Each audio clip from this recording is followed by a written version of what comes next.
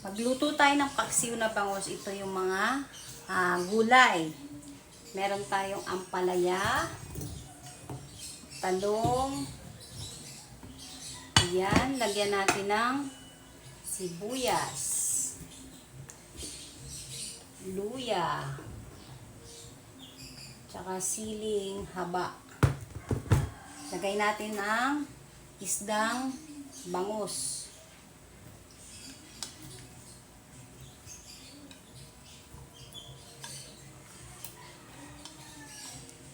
Ayan. Tapos, saka natin lagyan ng tubig.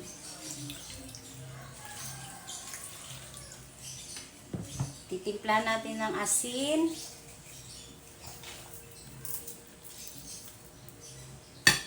Tsaka suka.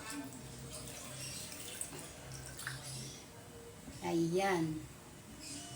Lagyan natin ng pampalasa. Tapos, eto na. Isalang natin. Ayan, nakasalang na. Sindihan na natin ang apoy. Lagyan natin ngayon ng takip para maluto. Okay. Ayan, kumukulo na. Silipin natin.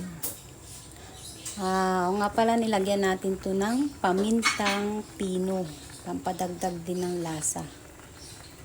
Ayan. Takpan natin siya ulit. Tingnan na natin. Wow.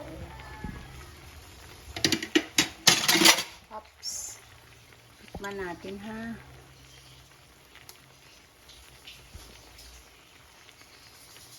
Yan.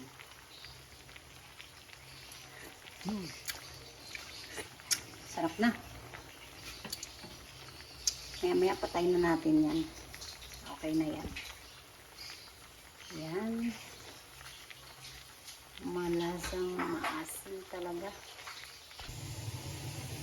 Lagay natin ito sa mangkok. Nasandok na kasi yung iba. Saka yung dalawang ulo.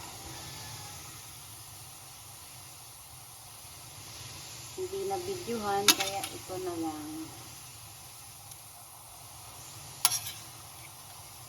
Yan.